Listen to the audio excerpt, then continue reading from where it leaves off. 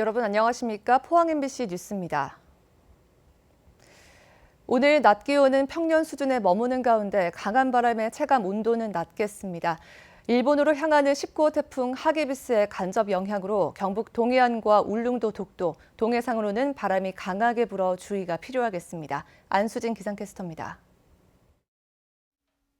오늘은 일본으로 향하는 19호 태풍 하기비스의 간접 영향으로 바람이 강하게 불겠습니다. 현재 경북 동해안과 울릉도 독도에는 강풍 예비특보가 내려졌고요. 동해 전해상으로도 풍랑 예비특보가 발표됐습니다. 강한 바람에 피해 없도록 시설물 관리 철저히 해주셔야겠습니다. 낮 기온은 22도에서 24도로 평년 수준에 머물겠지만 바람이 강해서 체감 온도는 낮겠습니다. 동풍의 영향으로 오후부터 하늘빛이 흐려지기 시작해서 늦은 밤부터 내일 새벽 사이에는 울진에 5mm 내외의 약한 비가 내리겠습니다. 자세한 지역별 날씨 알아보겠습니다. 오늘 구름 많겠습니다. 낮 기온 울진 22도, 영덕과 경주가 24도, 포항이 23도입니다. 울릉도와 독도의 하늘빛은 흐리겠습니다. 낮 기온 울릉도 19도, 독도 21도입니다. 동해상으로는 구름 많고 오후부터 곳곳에 한때 비가 내리겠습니다. 바다의 물결, 동해 중부 해상에서 최고 3m, 동해 남부 해상에서 최고 3.5m까지 일겠습니다. 주말 동안에는 바람이 더 거세지면서 온종일 쌀쌀하겠고요. 다음 주에는 별다른 비 소식 들어있지 않은 가운데 아침, 저녁으로는 쌀쌀하고 낮 동안에는 선선한 가을 날씨가 이어지겠습니다. 날씨였습니다. 경주 세계문화엑스포가 오늘 개막해 45일간의 대장정에 들어갑니다. 찬란한 신라의 역사를 빛과 영상으로 되살려 새로운 숨결을 불어넣게 됩니다. 핵심 프로그램을 김철승 기자가 만나봤습니다. 경주 엑스포가 공을 들인 킬러 컨텐츠는 4가지입니다. 우선 타임리스 미디어 아트관에 들어서면 경주의 대표적인 문화유산을 7개 주제로 나눠 빛과 미디어 아트로 체험할 수 있습니다. 첨성대를 빛으로 연출하고 금관과 석굴암 등을 영상으로 표현했습니다. 경주의 랜드마크로 자리 잡은 경주타워도 13년 만에 리모델링을 마쳤습니다. 맨 위층 신라천년 미래천년관에는 30분마다 사면에서 스크린이 내려와 불상과 성덕대왕 신종 등 융성한 신라의 문화를 보여줍니다. 최첨단 기술을 접목해서 혁신적인 콘텐츠로 재현을 해내는 게 특징이라고 볼 수 있습니다. 또한 재현을 해낼 때 빛으로 좀 새롭게 미디어 아트나 영상으로 구현을 해내는 게 대부분의 콘텐츠가 가지고 있는 특징입니다. 올해 엑스포의 최고 야심작은 2km 이르는 맨발 둘레길. 특히 야간에 조명을 따라 걷는 경험은 새로움을 선사하고 다른 나무가 붙어 자란 열리목은 새로운 포토전이 될 것으로 기대됩니다. 더욱 진화하는 상설 공연인 플라잉과 지상 82m 경주의 가장 높은 곳에 만들어진 스카이워크 그리고 가상체험 스튜디오도 관객들의 평가를 기다립니다. 신라 문화에 새로운 가치를 더한 경주 세계문화엑스포는 다음 달 24일까지 45일간 계속됩니다. MBC 뉴스 김철승입니다. 빠르면 내년 7월부터 육지에서 울릉도와 독도를 오가는 여객선을 이용하는 경북도민은 운임의 50% 이내에서 할인을 받게 됩니다. 경상북도는 울릉군 출신 남진북 도의원이 발의한 도서지역 여객선 운임 지원 조례가 최근 도의회에서 의결됨에 따라 전산화 등 준비를 거쳐 내년 7월부터 시행하기로 했습니다.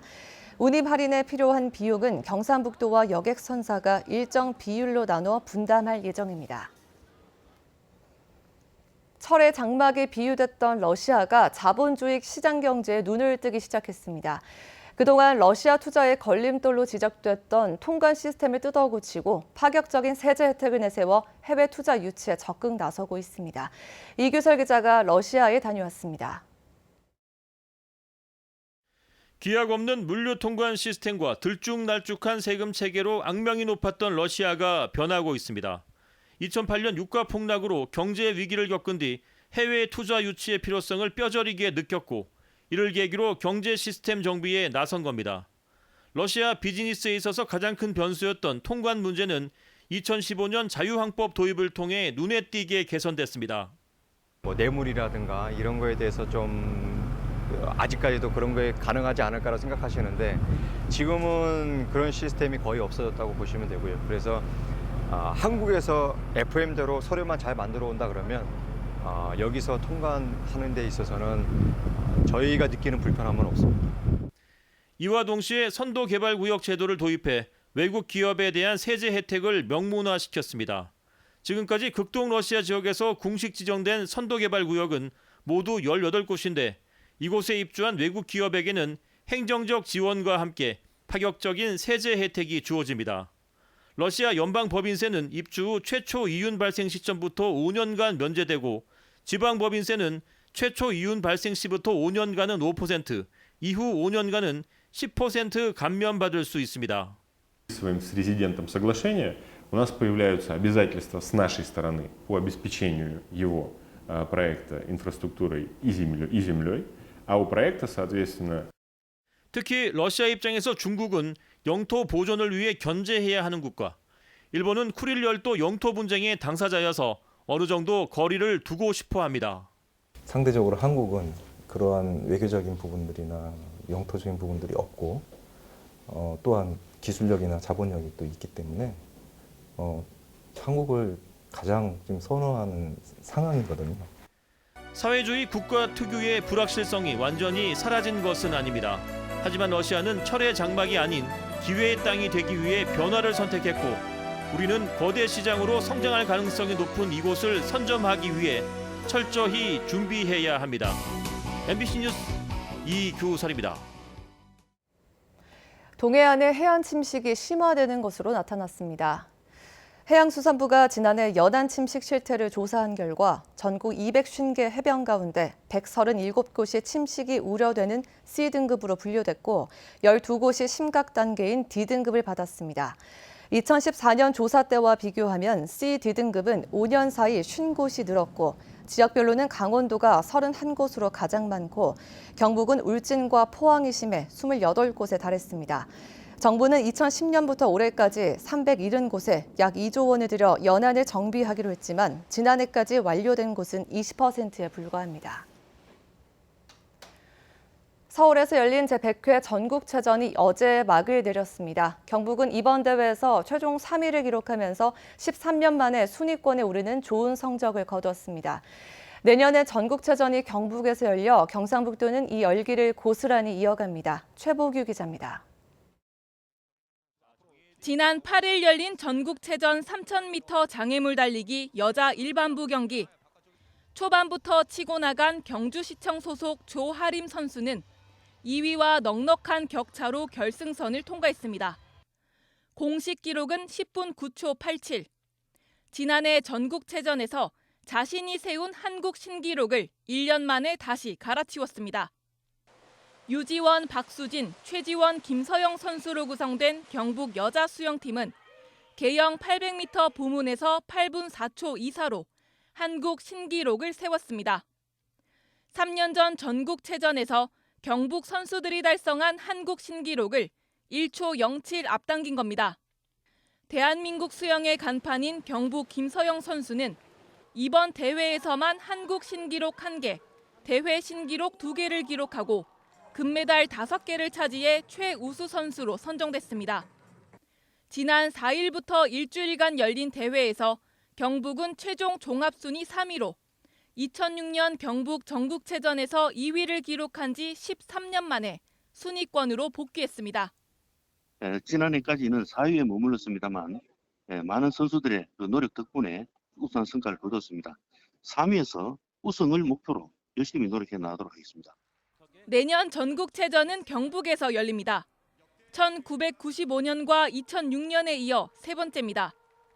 경상북도는 다음 달 전국체전 조직위원회 창립 총회를 열고 개최 준비를 시작합니다. 전국체전이 열린 지 올해로 100년을 맞았습니다. 이제 경북이 우리나라 체육의 새로운 100년을 준비하는 출발점에 섰습니다. MBC 뉴스 최보규입니다. 울진군 보건소는 태풍 미탁으로 피해를 입어 심리적 고통을 호소하는 주민들을 대상으로 심리치료 활동에 나섰습니다. 이를 위해 경북광역 정신건강복지센터 등과 함께 침수 피해 주민 900여 명에게 심리 상담을 하고 이 가운데 증세가 심한 주민에 대해서는 전문 병원에 심리치료를 의뢰하기로 했습니다. 대구시에 대한 국정감사가 2년 만에 어제 열렸습니다. 공항과 취수원 이전 같은 현안도 짚었지만 대구 홀대론을 놓고는 여야 공방이 벌어졌습니다. 김은혜 기자입니다. 내년도 대구시 예산을 두고 여야 간의 대구 홀대론이 다시 불거졌습니다. 정부 조정안을 보면 대구가 87% 반영됩니다. 광주가 84%, 제주가 82% 이런 정도 반영이 됩니다. 서울은 제일 적습니다. 76%밖에 반영이 안 됩니다. 이걸 서울 홀대론이라고 얘기할 수 있을까요? 반영된 퍼센트가 중요한 게 아니고 전체 금액 자체가 연도별로 지금 지난 정부보다 많이 내려왔다는 거예요. 기싸움을 의식한 탓인지 권영진 시장은 답변에 신중을 기하는 모습이었습니다. 저들진 않았는데 정부 예산이 늘어나는 것에 비해서 대구시가 광주와의 달빛 동맹, 지방 분권 참여 등 혁신 행보를 이어가면서도 수구도시라는 이미지를 벗지 못한다는 더불어민주당 김영호 의원의 지적에 대구 출신 의원들이 반발하며 한때 고성이 오가기도 했습니다. 유신 정권 당시 만들어진 새마을 장학금이 다른 지역에 비해 너무 많고 이마저도 규정을 어겨 지급된 점도 지적됐습니다. 대구 경북 통합신공항 이전과 관련해서는 새 민간공항의 침체 우려가 있다며 이전지 선정만큼 민간공항 사업성 검토가 필요하다는 지적이 잇따랐습니다. 대구 시민들이 불편함을 감수하고 거기까지 가서 과연 공항을 이용할 것인가에 대해서 굉장히 의문을 갖고 있습니다. 그렇게 되면 원래의 취지와 상관없이 굉장히 나쁜 결과를 저는 갖고 올 것이다. 이전을 하더라도 뭐 입지라든지 접근성이나 여러 가지 부분에 있어서 이 공항 기능이 제대로 갖추지도록 해야 되는 것이지.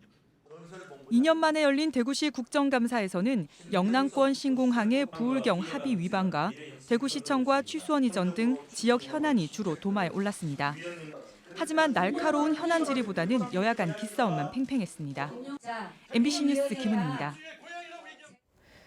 포스코가 포항제철소 경관 조명을 세계 최대 길이로 재단장하기로 했습니다. 포스코는 오늘 12월부터 내년 상반기까지 환경타워부터 4고로에 이르는 2.5km 구간에 경관용 조명을 설치하기로 했습니다. 이 작업이 마무리되면 기존의 3.2km를 포함해 모두 6km 구간에 경관 조명이 갖추어져 세계 최대 길이가 된다고 포스코는 밝혔습니다. 안동시가 침체한 원도심 살리기에 속도를 내고 있습니다. 태사로 특화거리와 안동역사 부지 활용 방안 등 다양한 도시재생 사업으로 활성화를 시도하고 있습니다. 성나기 기자입니다. 안동 도심에서 가장 낙후지대였던 신세동. 주민과 예술가들의 노력으로 벽화마을로 탈바꿈하면서 이제는 많은 관광객이 찾는 명소로 거듭났습니다. 옛날에는 뭐 노인들만 왔다 가고 이렇게 했었는데 지금은 주일이고 주일 아니고 방학 때가 되고 하면 관광객이 한 100명 이상 옵니다. 안동시는 신세동 벽화마을 성공을 마중물 삼아 한옥마을과 음식의 거리 사업을 끝낸 인근 중구동을 역사 문화형 시가지로 꾸밉니다. 내년까지 69억 원의 사업비로 태사로 특화 거리를 조성할 계획입니다. 또 응부 문화공원에서부터 안동 역사 부지까지 280m를 보행자를 위한 보행로와 가로공원 등 테마형 녹지 공간으로 꾸밉니다. 운흥동에 청년 행복주택과 신혼부부와 노인을 위한 공공임대주택이 들어서 정주 인구를 확보하고 안막동과 태화동 취약지역의 주거 환경과 마을 기반 시설을 개선해 원도심 기능을 활성화합니다. 가장 큰 사업인 중앙선 철도 이설에 따른 역사부지 활용 계획도 급물살을 타고 있습니다. 철도 시설공사 등 관계기관과 협의를 통해 지난달 안동 역사부지 활용 방안에 대한 기본 계획 용역에 들어갔는데 내년 말 개발 계획을 마무리 지을 예정입니다. 2020년 말 이전하게 되는 안동 역사부지 개발을 위해 시민 여론을 수렴해서 개발 방향을 정립하는 등 원도심 활성화에 최선을 다하겠습니다. 안동시의 다양한 도시 재생 사업이 추진되면서 침체한 원도심이 활성화될 수 있을지 주목되고 있습니다. MBC 뉴스 성락입니다. 경주시는 가을 등산의 대표 명소인 암곡동 무장사지를 찾는 관광객과 지역 주민 불편 해소를 위해 교통소통 계획을 추진합니다. 이를 위해 공용주차장과 와동마을 주변 등 3곳에 307면의 주차장을 확보했고 보문단지 방향의 주차를 허용하기로 했습니다. 또 다음 달 24일까지 토요일, 일요일, 공휴일에 오전 8시 반부터 오후 5시 반까지 왕산마을에서 허브랜드를 오가는 임시버스를 운행합니다. 연안화물선의 유류세 보조금 부정수급 신고 포상금이 기존 300만 원에서 최고 1,000만 원으로 오릅니다.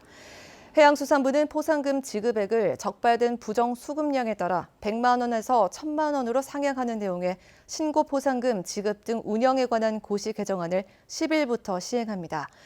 정부는 신고 포상금과 별개로 부정수급 환수액의 30%를 신고자에게 지급하는 보조금 부정수급 관리 방안을 별개로 운용하고 있습니다.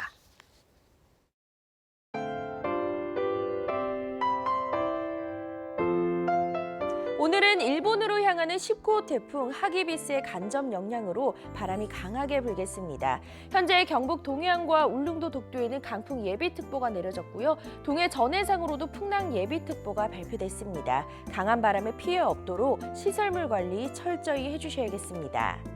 낮 기온은 22도에서 24도로 평년 수준에 머물겠지만 바람이 강해서 체감온도는 낮겠습니다.